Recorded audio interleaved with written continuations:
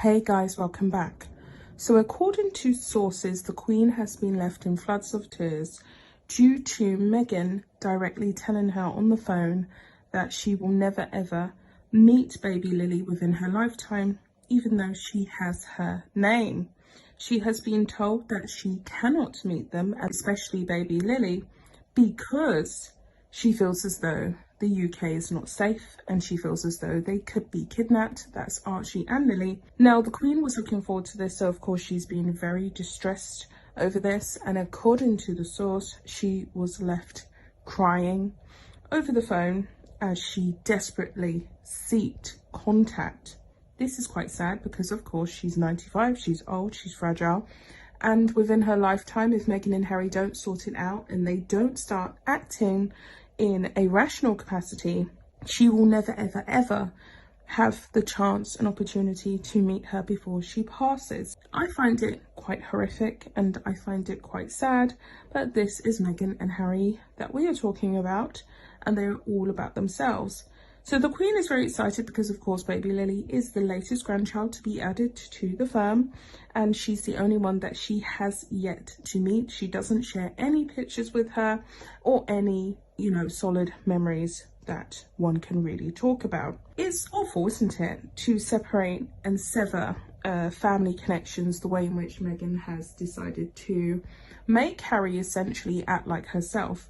Now, Meghan's father also hasn't had any access to his grandchildren, and he did threaten to sue Meghan and Harry for denying him access to his grandchildren, which is quite tragic as well, because we know that Thomas Markle doesn't have the best health. He has ailing health, as well as the only living surviving family member who does have direct access from time to time, and that's very limited, is of course Doria. But also Meghan Markle's siblings also have not had the fortune or the privilege of meeting these children either.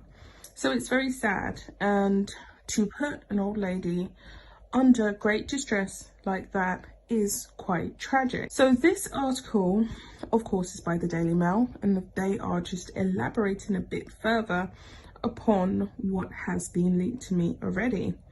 The Queen would desperately like to see Prince Harry and Meghan Markle's baby daughter Lili in person. The Queen is desperate to see her great-granddaughter Lili in person, a royal expert has said. She is very keen to meet the 9-month-old daughter of Harry and Meghan, who lives in California, but in the flesh. So far, it is believed the Queen, who celebrates her Platinum Jubilee this year, has only met her 11th granddaughter, who is yet to travel to the UK via a video.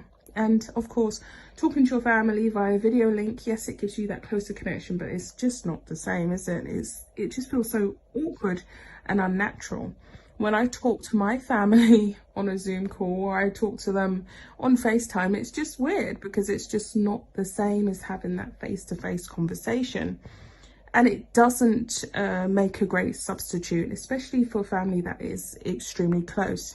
So it continues on here to say the remarks come as Prince Harry brings a legal challenge against the Home Office after being told he would no longer be given the same degree of personal protective security when visiting from the US, despite offering to pay for it himself. The royal, who is living in Montecito with Meghan and their son Archie too, and Lili, wants to bring his children allegedly to visit from the Atlantic, but does not feel safe when visiting under the current security arrangements, the High Court was previously told.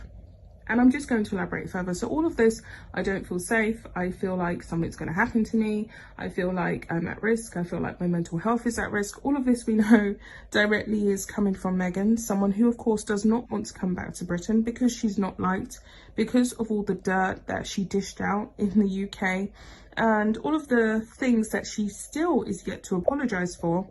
She is of course influencing Harry in a very toxic, negative way, to ensure that he basically never ever goes back to his actual family. And the only way she could do that is by, of course, birthing 2 children by a surrogate, to recreate a new family, to say to him, to make them more important than the family that he has over here on the shores of Britain. Mr. Hoey has said, I have heard from people I know within the royal household, she really would desperately like to see the baby in this way. I think she would love it too. I wonder whether it is going to happen. I would love to think it could, he also added. The expert said he believes that a meeting between the Queen and the newest member of the Sussex family would heal the reported rift between Harry and other senior royals. He added that Her Majesty would welcome Prince Harry and Meghan back with open arms if they were to visit the UK with their children. Lili Diana Mountbatten Windsor, who was born on Friday, June 4th at 11:40 a.m. at Santa Barbara Cottage Hospital in California, was named after the Queen's childhood nickname. I am absolutely sure that the Queen holds no feelings of disapproval towards Harry and Meghan, none whatsoever. She would certainly welcome them back if they decided to come and visit. It was reported at the time of Lily's birth had excitedly introduced her to her great-grandmother via a video link. A source told People magazine they were very excited and couldn't wait to share that their daughter had arrived. The Queen's family nickname Lily was first used when she was unable to pronounce her own name properly as a toddler, and her grandfather King George V would call her Lily to imitate her attempts. The Duke and Duchess of Sussex, of course, decided to steal the nickname, and they explained in the announcement of their daughter's birth that they had chosen the name as a tribute to the Queen. Meanwhile, the middle name Diana was given in honour of Harry's late mother, Princess Diana. At the time, royal commentators were hopeful that Harry and Meghan would soon come to the UK to introduce her directly in the flesh to the family. However, 9 months on, the couple are thought to have yet to cross the pond as a family, and a recent legal challenge over their security detail in the UK has cast a doubt over whether Harry and Meghan would ever visit the Queen for her Platinum Jubilee, or if they will ever come back at all. And I do believe that they will definitely make an appearance for the Platinum Jubilee.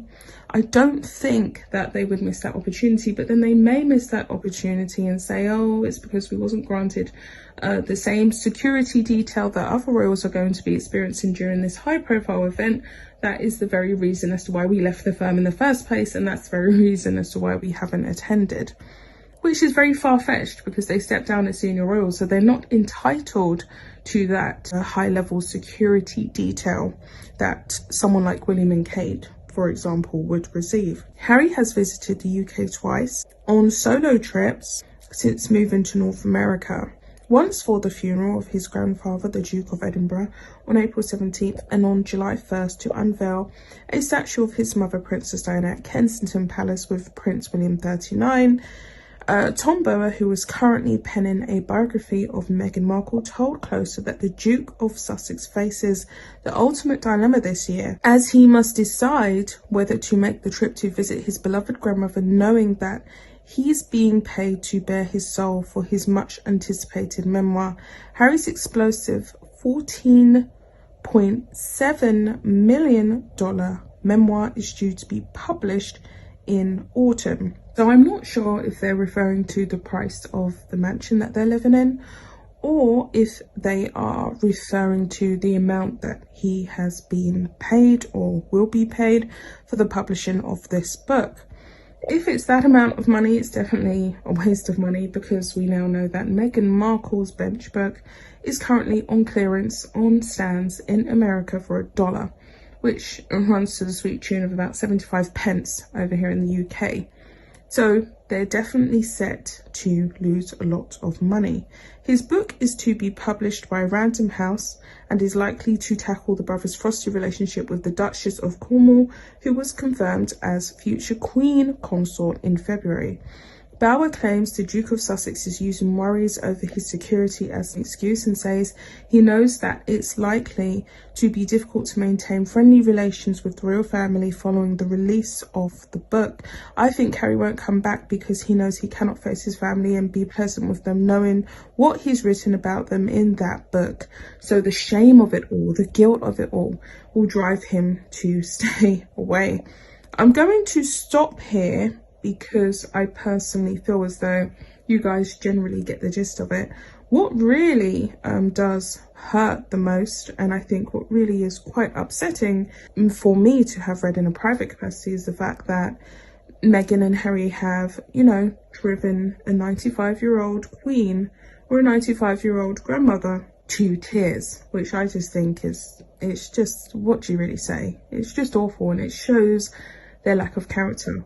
With all that being said, guys, I'll be back with another video. Bye, guys.